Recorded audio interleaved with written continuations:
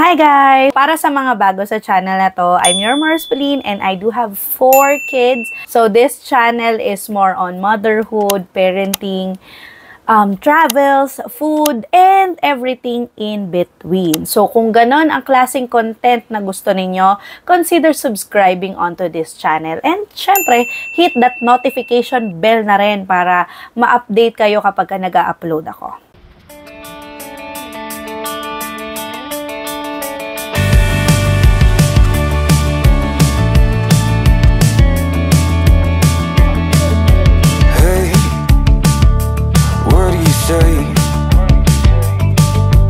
This whole town could be red by the end of the day. If you feel alright, we could throw it and drive. With the radio up so loud they can hear us from miles. Me and you, nothing to do. These days they come and go.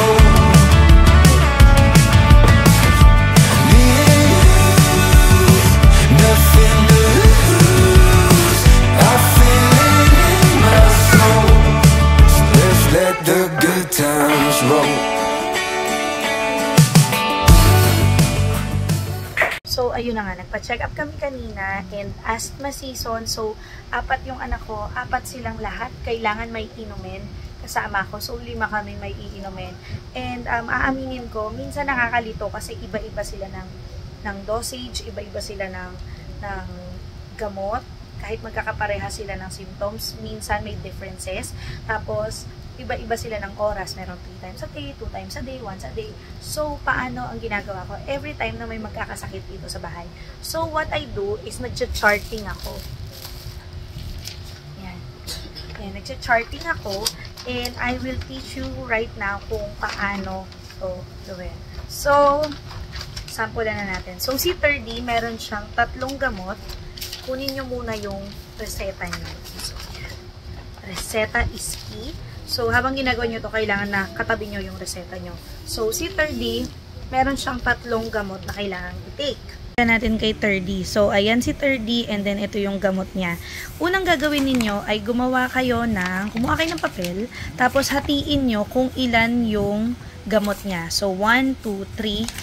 Kasi 3 yung gamot niya. So, 1, 2, 3. So, 1, 2, 3. After nun, tignan mo dito sa reseta kung ilan yung duration ng mga gamot.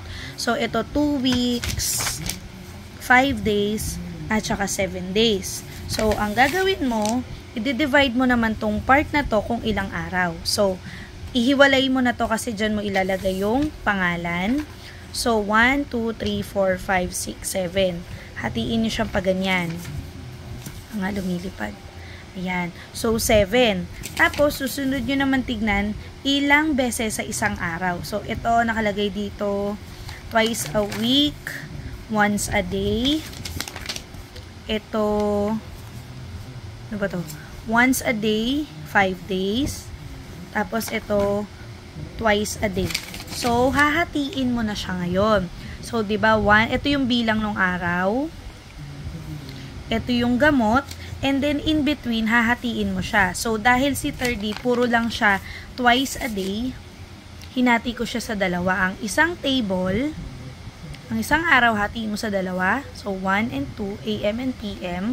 Yung 2 AM and PM, ganyan. So, kaya siya mabubuo ng ganyan. So, yung 14 days, dito ko na lang inilagay kasi hindi kasya. So, and then, nakalagay dito na once a day.